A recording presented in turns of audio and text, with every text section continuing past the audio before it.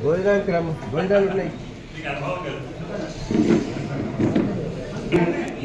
సందర్భంలో ఎట్లా ప్రారంభించాలి ఇవన్నీ కూడా తెలియజేసేది గురువే. అందుకోసమే గురు బ్రహ్మ గురు అందరికీ మనకు తెలిసిన శ్లోకం.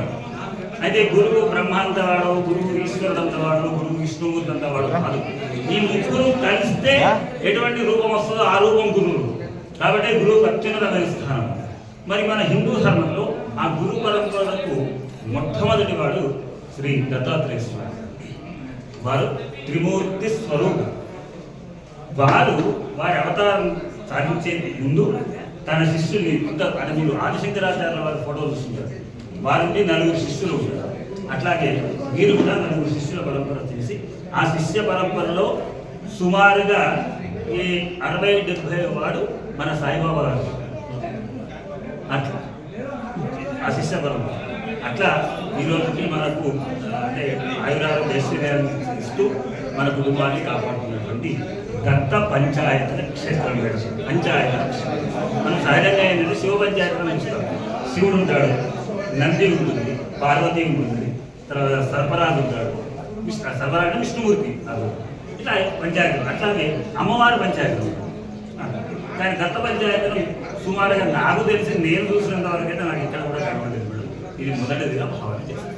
ఇది అదే ఇది విశేషం.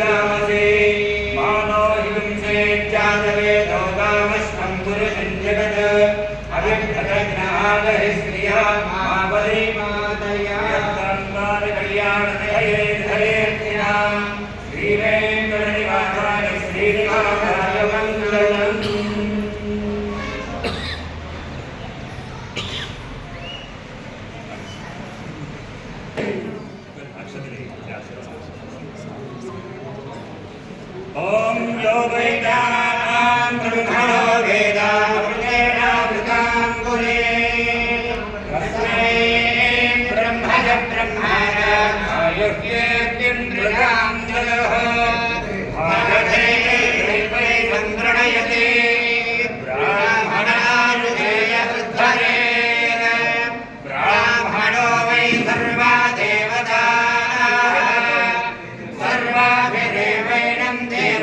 विरुद्धरते यावदेवै देवतास्ताः सर्वा वेदविधिब्राह्मणे वदन्ति तस्मात् ब्राह्मणेभ्यो वेदविभ्यो दिवे दिवे नमः कुर्यान्नास्त्रीलङ्कीर्तये देवा एव देवता प्रीणाति पश्यति पुत्रम् पश्यति पौत्रम् प्रप्रया पशुभिर्मिथुनैर्जायते